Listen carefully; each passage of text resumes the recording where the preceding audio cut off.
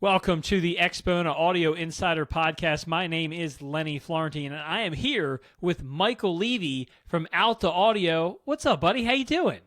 Pleasure to be here. Doing great. Having fun this cold winter day. It is cold. I was actually going out to the studio. You got snow on the ground, and actually in the air, it's currently snowing where we're both at. Which, it's a little flurries, not too much, but it's cold. This is exciting. I can't wait to learn all about, your brand and your company and the speakers. To kind of introduce yourself and your brand to everybody, why don't you tell me a little bit about the history of your company?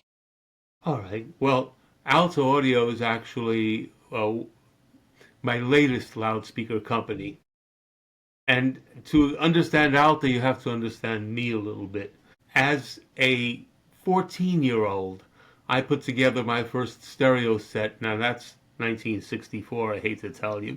And back then I lived in the Bronx. I was a poor guy, and you don't buy stereos easily there. So what I did instead as a 14-year-old was I scavenged sets thrown out in the garbage. And the funny part about it is some of that stuff wasn't bad because they were going to transistors from tubes then, and everyone was throwing out their tubes, and I was picking up tube amplifiers, turntables, and wiring it together and putting out speakers and just basically trying to get myself sound. And then my friends would come over, and the question they asked me was, I just bought a stereo set for da-da-da amount of money. Why is your junk set sounding better than mine? And my answer was, I haven't a clue. All right? But it set me off. What it did was, I was studying to be an engineer at that point in time. I'm a family of civil and electric and architects. We're that kind of family, all right. So I was destined to be an engineer of some kind, and I decided at that point in time, literally, that I wanted to be an electrical engineer designing loudspeakers at the age of 14. I went to NYU engineering eventually. I had my first real stereo system was a pair of Bose 901s with a Marantz, receiver, and at that time pretty darn good. Okay. Any chance you got those at Crazy Eddie's up there? No, no. Maybe maybe the receiver. Yes, Oh, maybe so the receiver. I don't remember. that's so interesting. Do you remember going into a Crazy Eddie's? Oh, sure. Oh, how was that experience? One of my personas is Crazy Lenny, and it comes after Crazy Eddie. But I would love, actually, before we get in, how was that? Well, it was really my entry into what retail was, and eventually I ended up in retail and understanding that level at that time. And if you remember back then, it was very competitive price-wise. Audio was a big deal. When I was a teenager and in my 20s and even in my 30s, people valued their stereo set as much as their home or their car, all right? And very often it was more expensive. What was happening at Crazy Eddie's was a big deal. You would talk to all your friends, hey, guess what? There's this new 120 watt per channel receiver, and you can get it for only so much at Crazy Eddie's.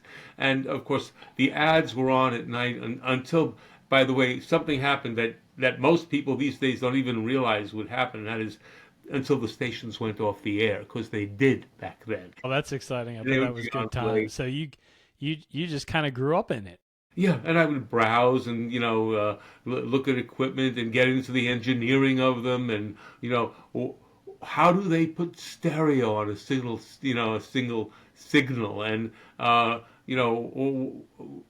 the details of the engineering of what was an analog system, and understanding the difference between transistors and tubes and all of that. It was all part of my youth. It was before I ever went to school. And when I went to school, I was basically learning physics for the purposes of understanding engineering. Now, this is where it connects with today and what I'm doing here now. All the way back then, as a student engineer, I joined the Audio Engineering Society and went to the seminars given by Neville Teal and Richard Small on their brand new papers at that point in time on the design of loudspeakers. All right, having read them in the Audio Engineering Society. Did you say teal? Yes, teal. Like the speakers? No, engineers will know who I'm talking about. Okay, yeah. And It's above me. It's up here. I'm down here. if you buy a woofer, all right, from a source, the woofer will always now come with the small teal parameters on it, which are engineering parameters that tell you how to tune the woofer. All right. And this is who you learn from. Right. Okay. Wow. So in this case, I went to that. I learned through the AES, and I went to the seminar to ask them questions because I had read their papers. If you're an engineer, you understand the way we figure things out is to first simplify, create an analog of what it is we're doing, and have that work sort of like reality. All right? That's the idea. Okay? And so that's what their papers would do, basically explain how a loudspeaker worked. At that point in time, I mean, all loudspeakers were in boxes, okay, and they were either tuned port or sealed, or I don't even think passive radiator had happened yet. It was that early, all right. And they created these tuning parameters for how to tune it, and I trying to understand this because this is what I want to do. I had some questions for them. One of the questions was about a factor that was in the equations that was called QL, and it is basically the loss, the absorption of energy inside of the cabinet, all right, which is loss, all right? And the second question was about something that's known as resonant frequency in the tuned port design and what it does to frequency response, all right? And what I was questioning about was that, and this is strangely still true to this day, when you do a tuned port loudspeaker, below the resonant frequency of the system, the woofer moves but doesn't create sound. And you've seen this, I'm sure, many times, where you see the woofer going like flopping back and forth and you don't hear a thing. That is because it is no longer acoustically coupled to the acoustic impedance of sound. All right, and that's the way the system is, and that's the way it's supposed to be. And that was my question. I said, but wait a second. I was talking to Neville Teal. I asked him, well, that means below resonance, the woofer moves without creating sound and creates Doppler distortion because it's moving back and forth, and decreases power handling because it's reaching the limits of its excursion. I said, why is that good? And, why would you do that? And he didn't have an answer for me. And the second question was about the fact that they had written the papers based on the idea that you stuff a cabinet full of padding. Why? Well, to take out resonances in the box from the standing waves from the parallel sides, all right? And my question there was, why would you want loss, all right? Well, why do you want to erase sound? And doesn't this create nonlinearities? And my real question to Richard Small was, you have one factor called QL, and there should be a multitude of factors, because loss comes in not only from the padding, but from resistance and in many different ways. And you should, and some are linear and most are not, and they're more complex. And when I asked him that, he basically answered, how long did I want the papers to be? I guess they could just go on forever. So I started at that point in time a company named Pentagram Loudspeaker. Now we're at 1980, all right? And Pentagram was 5-sided leaning side cabinets so that you wouldn't have parallel sides, so you wouldn't need padding, no standing waves. Things being things, eventually I moved from Pentagram Loudspeaker, but a good few loudspeakers were out in the field. I had met people and stuff like that. And actually for a good while, about 15 years, I was involved in bringing home theater in the late 80s through the 90s.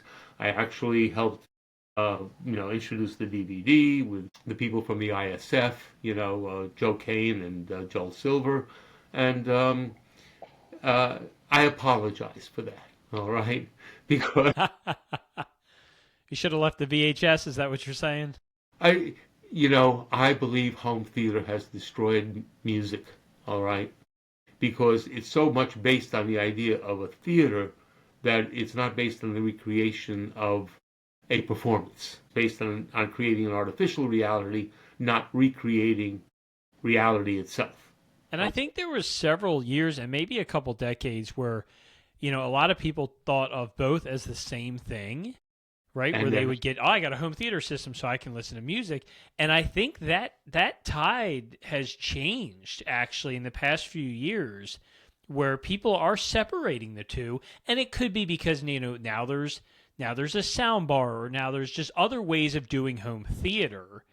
And even if you do have like a surround system, a lot of people are doing a home theater bypass to get everything back to two channels, yes, which is very interesting. And I like that. Like when the areas in my house that I have TVs and I have like the theater, it's two channel. I have the theater in my home, I have an audio room, and the theater, strangely, is only two channel. And yet I play, movies that are surround. But I'm going to get into that in a little while because I have to explain how Alta itself started. All right. Okay, let's hear it. When I was doing Pentagram, I had met several people, including reviewers and people like that. And one of those reviewers in the late 90s said to me, I never liked anything better than your old speakers. And I can't use them because I'm a reviewer and no one knows them anymore. And so I can't have them as a reference. I have to have something that's presently available. And he looks at me and says, why don't you design something new? And my answer to him was, you've got no idea what you're asking. I This is not like pull out the loudspeaker design cookbook and we put a little sugar and a little salt and cook for 450 degrees at so long and it's done. No, I said, even if it were that easy, I would not do that. I said, if I'm going to get back into loudspeaker design, I've decided at that point in time that what I would do would be something that I had been told from the beginning of my being in audio not to try. And that was, I was going to challenge the sound of live itself. And how do you do that? Okay. So I told him, and we then brought in about a dozen other people. And this is in Manhattan, and where live music is easily available, all right?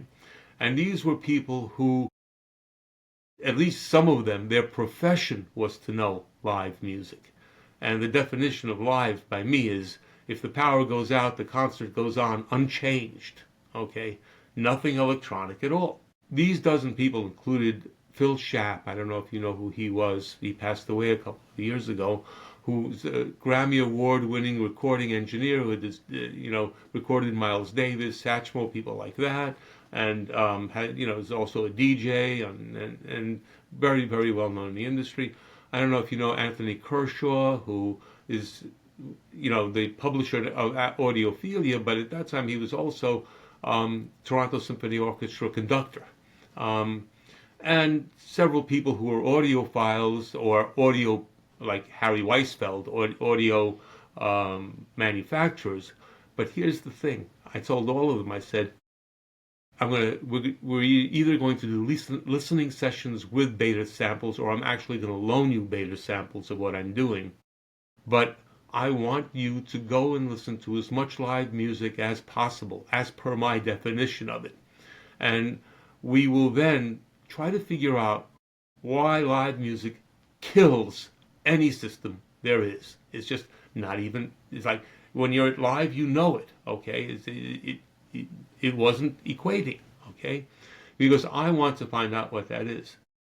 Through the process, what we understood, what we found out was that when you're listening to live, it resonates you. Now, I don't mean the bass. I mean anything. Somebody could be playing a piccolo, the highest note on a guitar. It doesn't matter. It goes right through you. All right? You feel it. You resonate with it. You, in effect, become part of the, performance. It was after a while that I realized that what was key was something that we now define, that Alta now defines as dynamic linearity. all right? And what that sounds like is, if you take a pair of Alta speakers, you could play them as loud as they could go, or so low that you would not disturb anybody in the house at 1 in the morning, and they sound the same. They Interesting. Don't. That's Okay. very interesting. That's what dynamic linearity is. Okay. So now, and all the speakers, and how many different models do you have? Let's see. That's a good question. We have the Alyssas, we have the Alecs, we have the Adams, we have the Aphrodites, and we have the Celestas. We also have the Hades subwoofers, which are coming in very soon, and we have the Giovanni subwoofer that's coming in very soon. And they all share the same characteristic. They all share the same characteristic, and we patented it, okay?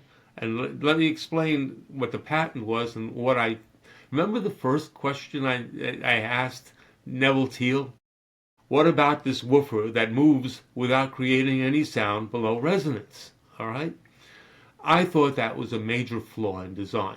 So I looked into how to solve it. It wasn't easy. It took quite a while. And it became clear that below resonance, you can match the acoustic impedance of a woofer through a transmission line, all right? But the present day definition of what a transmission line is just totally wrong. It's based on the idea of, it's like the woofer is working inside of a pipe organ, okay?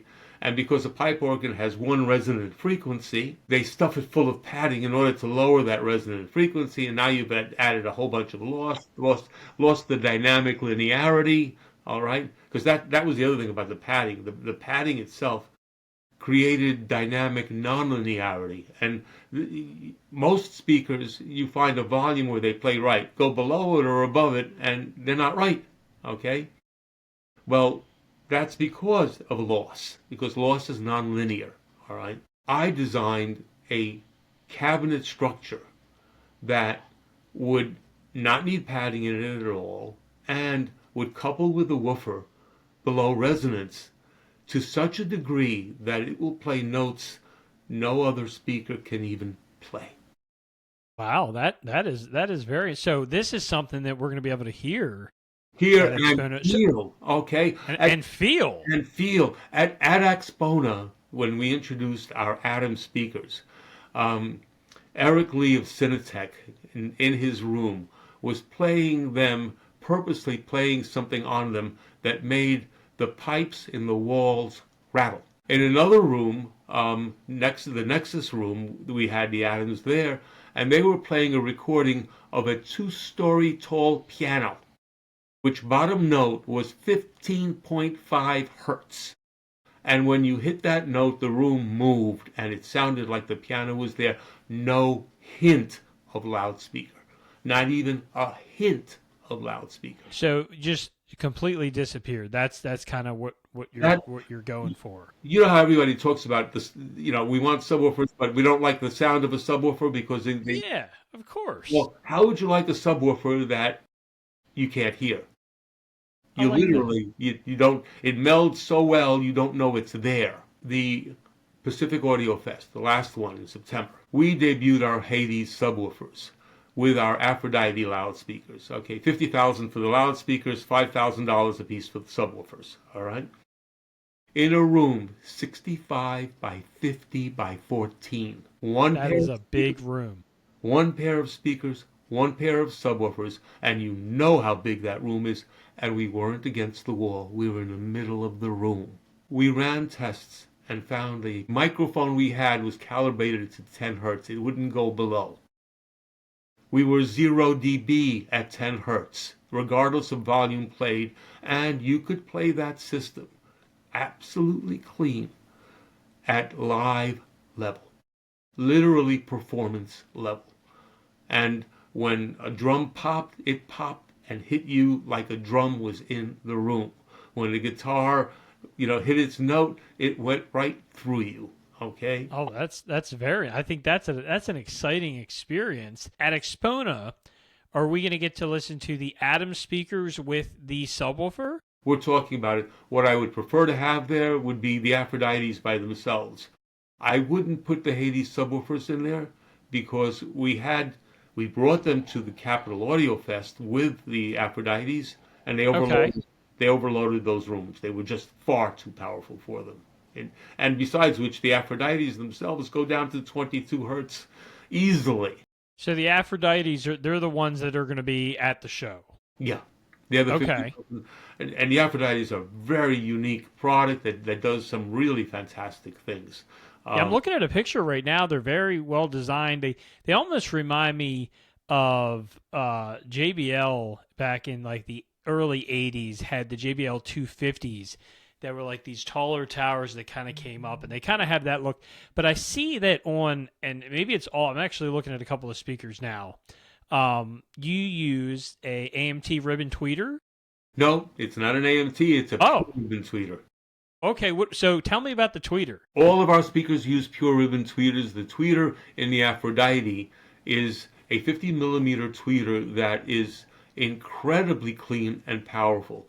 The magnet structure and it uses amorphous core transformer and very the magnetic structure is so powerful that we ship them with magnetically held covers, and because if any metal gets close to them, it sucks it in. And I've had it at shows where you have your badge hanging and you lean over and it goes whack, and it goes, and it has a protective screen, but then you see the screen got bent from how fast it hit.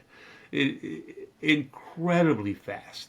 Now you're talking about, they have a very special. They're made by RAL in Serbia to our specifications. All right, and what the specifications, one of the most important factors on it is that we have the efficiency set at such a level that it simplifies the crossover, takes resistors out, and so I also don't like electronic loss, and this keeps electronic loss from happening. They have a very special type of aluminum ribbon that is very low mass, and you do an impulse on these things, and it's just a needle, up and down. That's it. There's so much thought and years that went behind your product. It's just amazing. And, we talked earlier about the home theater and the 2-channel and stuff, but I see that you have a center channel. Is that something that's coming out, or it's out now? I didn't even mention it before. We debuted it at the last AXPONA show. It is presently available, and it matches all of our speakers. And one of the things is, I got to be honest with you, for years I've been telling people, with our speakers, you really don't need a center channel. The window is so large on them. I've shown people, you can stand to the right of the right speaker, to the left of the left speaker, and the imaging still holds. So for years I didn't produce a center channel, but it finally became, the demand was such that people said, I have your speakers and nothing matches them. I buy other center channels and it just blurs the sound. And I want a center channel, so I finally designed one. And everyone I delivered to was like, wow, I love it. It's fantastic. And I'm like, okay, but do me a favor, just turn it off and on and see. And they would, and they go, yeah, it's like, it melds beautifully, it works fine. But the system sounds great with or without it. It did add, it did add impact. It did help, as it turned out. So I have to give them something there. In a home theater system, it made it even more dimensional and clearer than it would have been otherwise. But that's for home theater itself. And my love is really 2-channel. So this is the Athena center channel. That's right. Yeah. The Athena. That's it. So are all the speakers and whatnot named after? I don't know. Okay. What's the word I want to use? They're named after goddesses and gods and Greek usually. Okay. Yes, Greek gods. That's where I was going with that. But the Aphrodite, yes, that's everybody knows the Greek goddess of love. All right, but that was also my grandmother's name. Wow. And the reason, that's a nice legacy. I was born in Greece. Okay. All right. So there you go. So Aphrodite.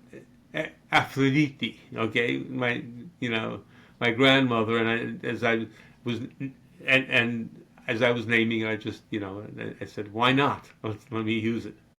Sure. No, I love it. And I can't wait to listen to them at AXPONA. I think that, being able to feel it and get that live music feel, I think that that's a great thing for people to look forward to, why that, they should go check out the Alta speakers in, whatever room you're in, to be able to listen to that and get that feeling. And it's something that's going to be very unique to you guys, and I'm very excited about that. Is there anything else that you want to let people know? Like, is there one, something where you're like, you need to know this?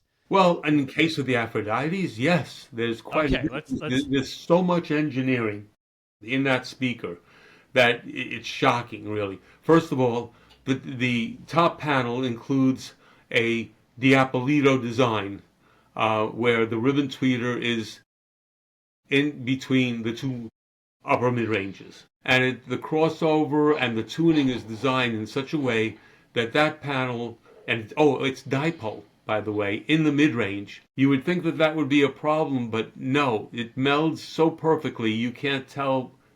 It just puts out a perfect pulse, and it's symmetrical and creates a clarity level that is astonishing.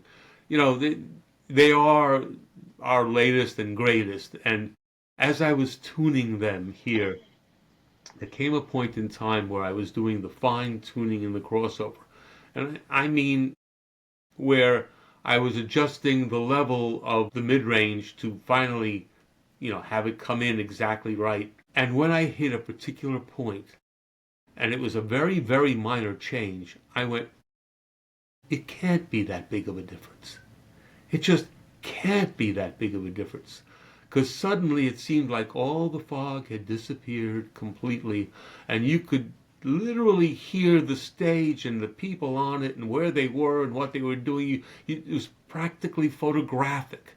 And I said, nah, it's got to be me. I'm just thinking that this. And this modification changed the impedance of the circuit by 0.2 ohms. That's like within most people's tolerance. It should be indistinguishable. You shouldn't hear it at all. But understand that it doesn't really work that way. What it's about, through our studies we've learned, is that when things align exactly right, the human being, the way that we hears what he's supposed to hear. And that was essentially why we said that original beta test group, because I made the understanding that there was a component we were leaving out in our design of home systems, and that component was the human being himself. If you do the standard acoustic tests that we do to test a loudspeaker, you're running warble nut tones, which are basically sine waves going up and down in frequency, going woo woo like that, and you're graphing them, and you're putting out the graph of that for a microphone. The thing is, the human being works nothing like that at all. A human hearing system is so different from that, it's not even recognizable. Our human hearing system was originally designed through, nature, through that it was for the purposes of either finding prey or preventing our becoming prey, which meant that it listened to sound for the purposes of understanding what the space was, and if something was nearby, what that was and where it was. And to do that, it was the timing of impulses that was the most important thing, the coherence of impulses. The cochlea itself, when you look inside of it, you take a micrograph of it, it has these little hairs called cilia, and they're in stripes that are perpendicular to the direction of the sound, and those stripes contain parallel arrows of cilia. So you can see that this has nothing to do with a microphone. It has nothing to do with it at all. Not only that, something else I learned was that the human ear actually amplifies sound you hear when you concentrate on it. What happens is I think that's true. Like just from, and not being in any type of level of knowing this, but I understand that an interesting story with that I have is when I set up systems for people, because I build, hi-fi systems, and one thing everybody wants to do is they want to see their subwoofer right there up either in the middle. And I know, placement is a thing with subwoofers, but just in theory, of people who don't care about placement, they just want to like see it sitting right there in the middle. I say, if you see that subwoofer sitting in front of you, it's never going to sound good enough because you're going to be looking at it expecting more. I usually put them, either it's behind me, sometimes in another room. Like I've moved these, and I know, maybe that's not the best for the waveforms and whatnot. But if you're looking at it, you're expecting something that is above how it should sound. I have a friend named J.R. Beauclair. He's in California. And what he does is he goes around to homes that have audio systems and usually uses 4 subwoofers in the room, and he aligns them in frequency response and phase such that they negate the resonances of the room and create the impulses matched to the loudspeakers. All right. Yeah, because you can actually walk around the room and feel where that drops off, and that's how you can set it that way. It's very that's another way of doing it when you get into multiple subwoofers as well. It's very important to our feeling of reality. When you're listening to a sound system and a piano plays, you should be able to tell whether that's a baby grand or a full grand. You should feel the weight of that instrument. Most systems can't do that. But it's really, really important because every note you hear began as DC. And so every note has an impulse that shows you what it is. We found that to be very, very important. Now, one point I'd like to make, and this is something I say to people. Most people think that the prior art of loudspeakers is the loudspeakers we know. But the prior art of loudspeakers really is musical instruments, which go back hundreds of years, all right? And you make the realization that, for example, a cello or a bass has the strings as the driver and a resonant cavity. All right. Now, when you look at that, or a violin, for example, when you look at that, you make the realization that through the years, they never designed one as a box. They're shaped. That's true. Okay. And they are shaped for the purposes of having a smooth response through the frequency response of that particular instrument. The second thing is, I never heard of anybody putting padding in their Stradivarius to make it sound better. It kills it. It's nowhere close. All right. So both those factors became important to me in the way that I designed loudspeakers. I welcome you to take a listen. I think you'll realize that we truly are different in what we do. And I think we've achieved the effect we wanted, that you not only get the dimensionality and clarity and imaging, but you get the feel of live. It's interesting because I usually try to stop by places when nobody else is there, like rooms, because my music that I listen to is typically known to clear the room. Like I would never be like, I'm coming by at noon when you're probably very busy these shows to demo my music, because nobody else is going to want to hear it. But I always find that interesting, and I would love to hear that with some of the songs that I listen to, especially like live performances and stuff, because I've been to these shows, I've seen these artists live, and some speakers, you can tell that. And I'm really interested to see if like even on these, and I'm sure the music that I listen to is recorded on not the best tracks. It is not mastered super, super well, but sometimes you can just hear the plucks of the strings. You can distinguish where the person is standing on stage. I found that a few times, and that's always the best thing. When I can like listen to something and just remember when I was at the concert, hey, that guy's over there, or that guy's over there, and this guy's in the center. That is really cool. And I will give you a couple of examples of exactly what you're talking about, all right? Yeah. That point in time when I told you the Aphrodites opened up to a degree that blew my mind, I was listening to Leonard Cohen's 10 New Songs. I suddenly heard something clearly in the background that I didn't know what it was.